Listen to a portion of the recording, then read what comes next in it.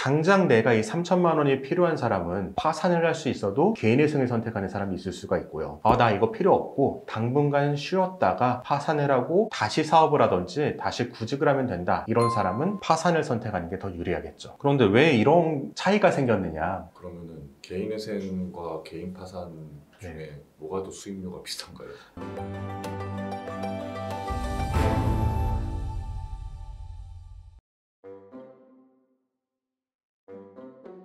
항상 파산이 제일 좋다고 하셨잖아요. 네. 근데 이제 계속 개인회생도 막 더 업그레이드되고 좋아지고 그러고 있는데 네. 개인회생이 더 좋은 점도 있지 않을까요? 파산을 할 수 있는 상태에서도. 일단은 파산이 더 좋은 것은 당연해요. 왜냐하면 법 제도가 청산가치 보장을 하는 회생 변제 계획안만 세울 수 있게 되어 있어요. 청산가치 보장이라는 말 자체가 개인회생을 하면은 채권자는 파산 때보다 무조건 더 많이 변제받아야 된다라고 법이 정하고 있는 것이기 때문에 당연히 채권자 입장에서는 개인회생이 유리하고 채무자 입장에서는 불리하겠죠. 하지만 채무자가 개인회생을 선택해야 될 장점도 분명히 있습니다. 그것이 무엇이냐?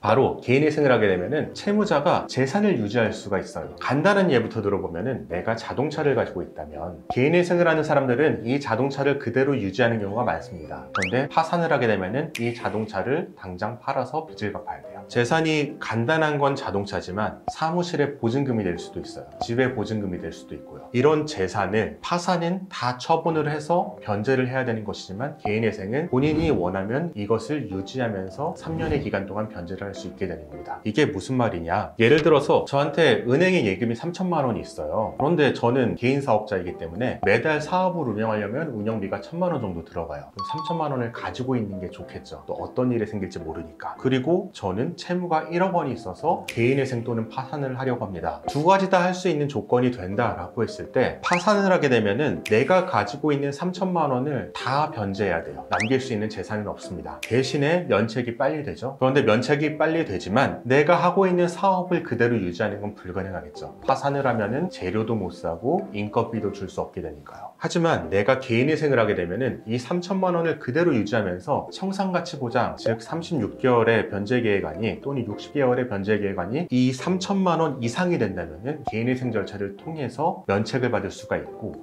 이때는 내 통장에 있는 3천만 원을 내가 어떤 용도로든 사용할 수 있어요. 반드시 사업 용도가 아니라 그걸로 주식 투자를 하든 도박을 하든 아무 상관이 없습니다. 그런 장점이 있기 때문에 당장 내가 이 3천만 원이 필요한 사람은 파산을 할 수 있어도 개인회생을 선택하는 사람이 있을 수가 있고요. 나 이거 필요 없고 당분간 쉬었다가 파산을 하고 다시 사업을 하든지 다시 구직을 하면 된다, 이런 사람은 파산을 선택하는 게 더 유리하겠죠. 그런데 왜 이런 차이가 생겼느냐? 이것도 참 흥미로운데, 개인회생 제도라는 게 어디를 따라온 거냐면은 기업회생을 따라온 거예요. 기업회생을 왜 따라왔냐? 미국에서 처음으로 기업회생이 된 게 철도 회사였어요. 미국의 19세기에 철도 회사가 굉장히 돈을 많이 벌고 철도망을 많은 투자를 해서 깔았는데 수익이 안 나니까 철도 회사가 파산을 해야 되는데, 철도 회사가 파산하면은 가지고 있는 레일을 다 팔아야죠. 그 고철로 팔아야 돈이 얼마나 되겠어요. 더 중요한 거는 이 회사가 운영이 되면은 언젠가는 이 레일을 유지하면서 사업을 해서 돈을 벌어서 갚을 수도 있을 것 같아요. 이래서 회생이라는 제도가 처음 고민이 돼서 탄생을 한 거고, 마치 발명과 같은 거죠. 원래부터 있던 제도가 아니라. 반대로 파산은 기원전 2000년부터 있던 게 파산이고요. 이 기업회생 제도가 개인에게 적용이 된 게 개인회생 제도예요. 결국 이 개인회생 제도를 사용하기 적절한 사람은 직장인도 그렇지만 영업소득자도 원래는 굉장히 좋은 타겟이 되었다고 할 수가 있겠죠. 그런데 왜 지금은 영업소득자들이 개인회생을 잘 못하느냐? 기업과 달리 개인 사업자의 사업이 안 되는 경우에는 이 사업을 지속적으로 끌고 나가기 굉장히 힘들어요. 기업은 가지고 있는 특별한 가치가 있다면 위기를 넘기고 다시 살아날 경쟁력이 있지만, 개인 사업자가 매출이 많이 떨어지고 수익이 떨어져서 파산 위기에 왔다면 사실상 그 사업이 다시 살아나기는 어렵죠. 그래서 저희 사무실에서도 이분들에게 개인회생이 적절한 제도로 고안은 되었으나 현실적으로는 파산을 하시고 다시 사업을 재기하시던가 아니면은 폐업을 하고 구직을 하신 다음에 개인회생을 하시던가, 이런 것을 제안드리고, 이 외에도 다른 여러 가지 채무조정 방안을 제안드리고 있죠. 그러면 실제로 저 파산도 할 수 있나요? 라고 했을 때 네. 개인회생이 훨씬 유리하면은 개인회생 쪽으로 이렇게 유도를 하시는 건가요? 파산도 할 수 있는데 개인회생이 유리하다 그러면은 경우에 따라 다른데, 뭐 유리한 거라면은 내가 사업을 유지하고 싶거나 재산을 유지하고 싶다, 이런 경우겠죠. 그렇다면 당연히 개인회생으로 안내를 하고요. 그렇지 않은 경우에는 더 유리한 파산 쪽으로 또 제안을 하고요. 저희가 적절하게 조언을 드립니다. 그러면은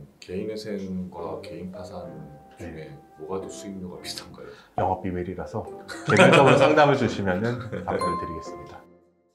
영상 끝까지 시청해 주시고 구독과 좋아요, 알림 설정, 댓글 부탁드립니다. 댓글 남겨주신 분께 추첨을 통해서 이 책을 보내드리고 있으니 자세한 참여 방법은 고정 댓글을 참고해 주세요.